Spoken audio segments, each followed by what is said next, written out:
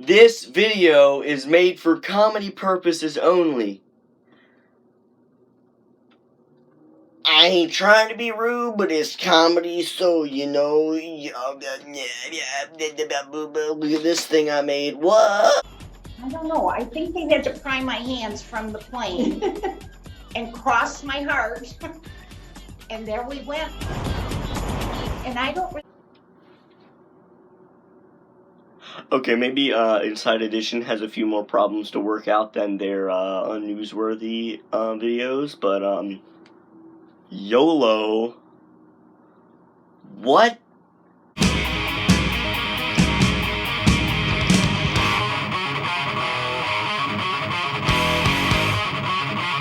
Inside Edition is a news channel on YouTube.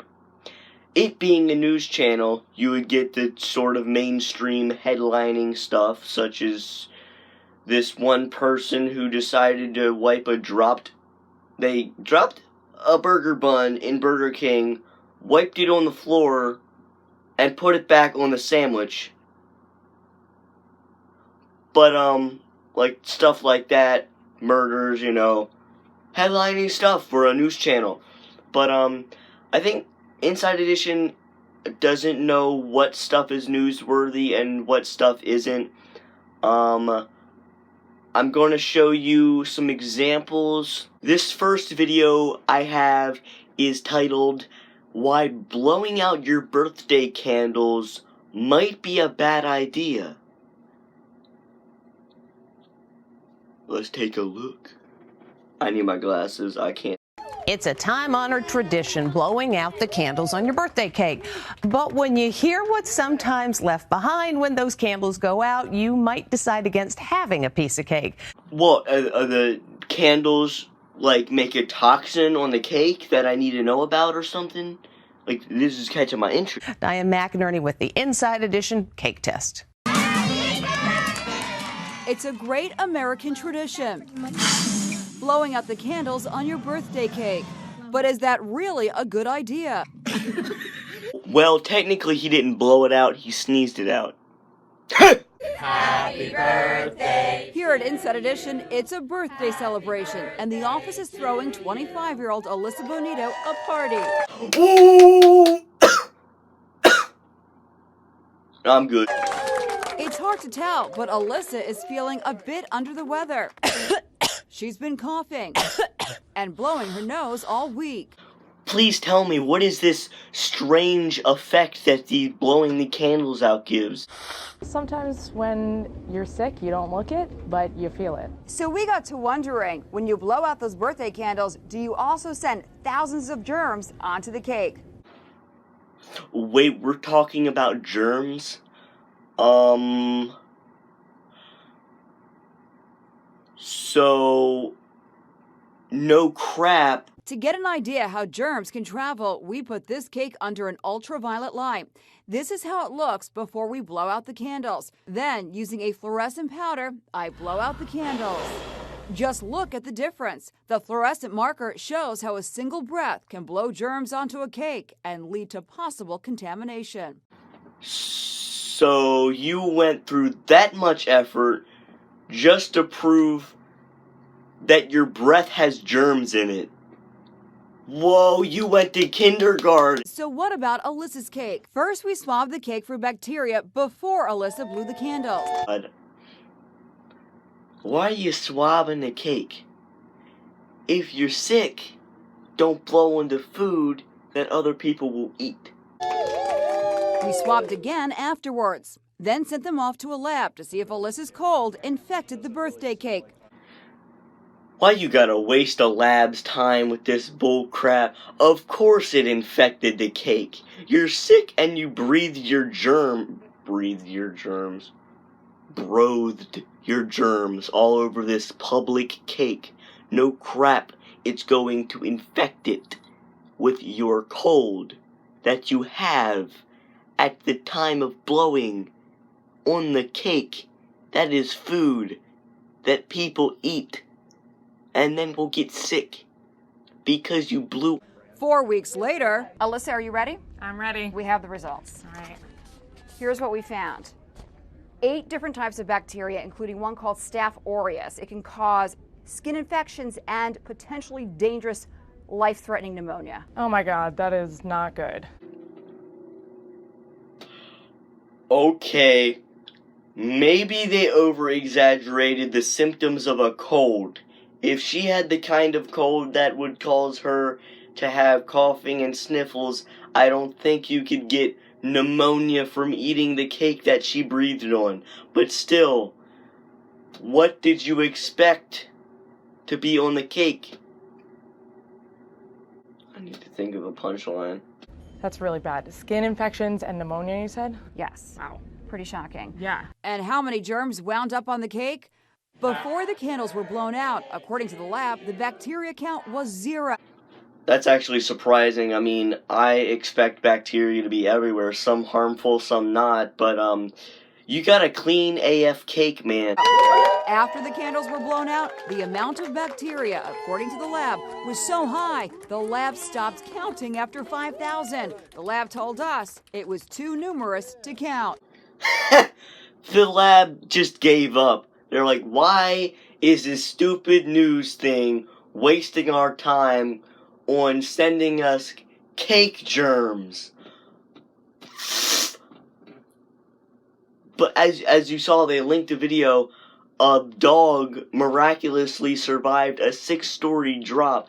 That's the kind of stuff you should be talking about in Inside Edition, not how blowing on food will get germs on that food that you blew on it because you were sick when you blew on it. Like, even if you weren't sick, you would get germs on the food that you blew on because you blew on it. It's like, let's check out another video that I think is probably the worst one we have here.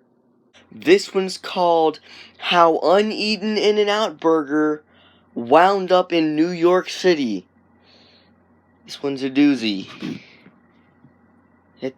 I already made a video about it, cause who the frick cares? It's a mystery only a great detective like Sherlock Holmes could solve. Whoa, you're as great as Sherlock Holmes? No, cause spoiler alert, they solved it. So either they're being cocky, or they're continuity error. How did this delicious burger from the famous In-N-Out burger chain end up on a street in New York City? I don't know, cause they dropped it. In-N-Out burgers are found only on the West Coast. They are wildly popular. Here's actress Jennifer Garner enjoying one with the Food Network's Barefoot Contessa, and actress Brie Larson raved about it. My favorite moment was after I went back to my table after winning a Golden Globe. Katy Perry had a round of In-N-Out burgers for everybody. Where is it?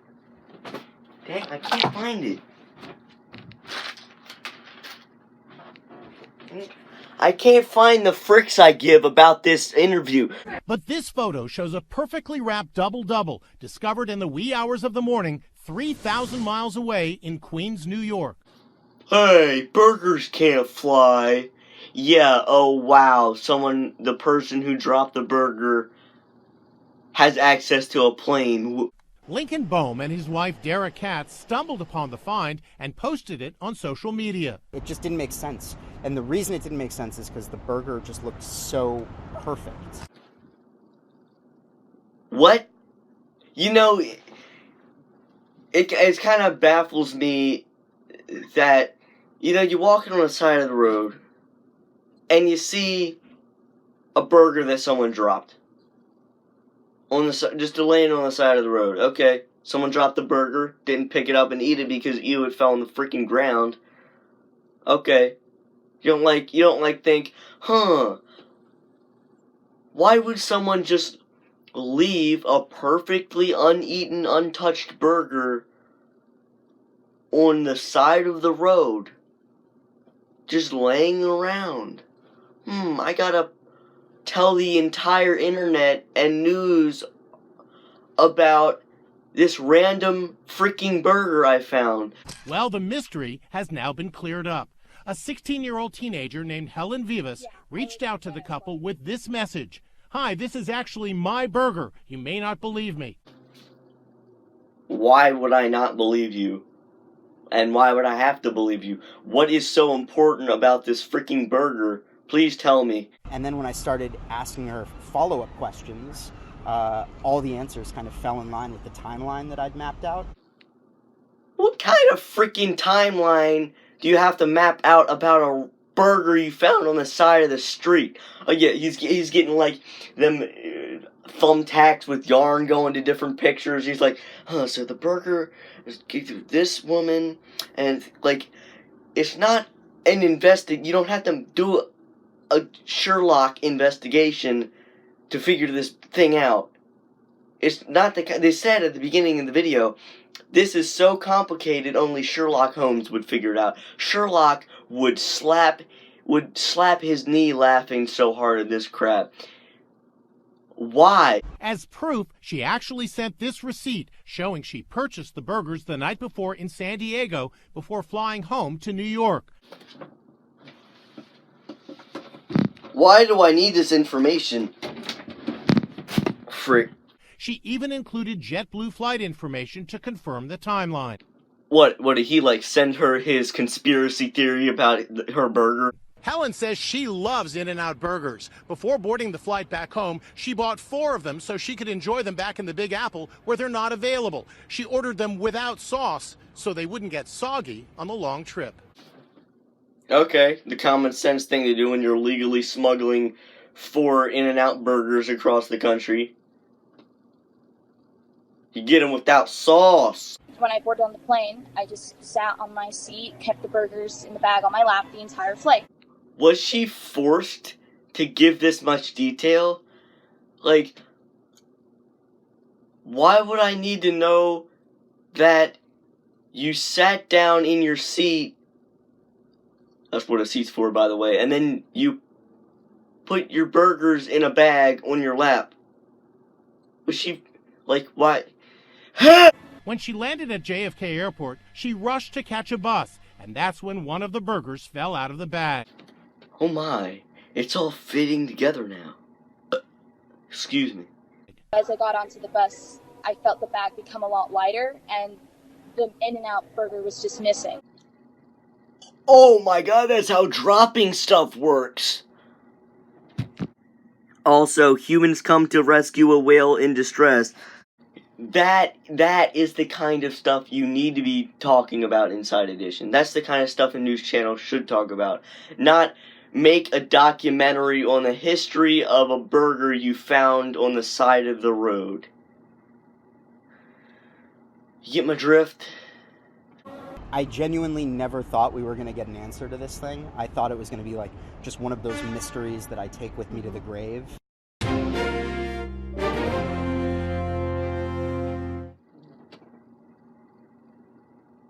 This was really bothering you that bad, huh, sir? It was like a life-threatening, gear-turning, anxiety-boiling mystery that you were afraid you were never going to figure out for the rest of your life. You were like, that's all you could think about ever since you saw a random frickin' burger on the side of the street. You're like, where did it come from? What's its history? Does its family know it's missing?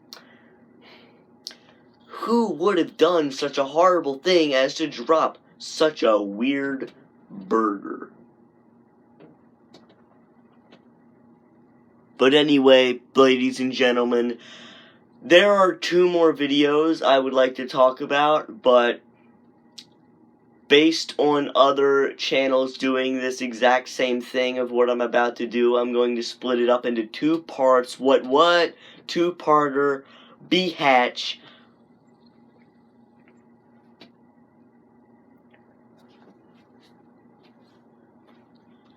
Look at this sculpture I made in elementary school.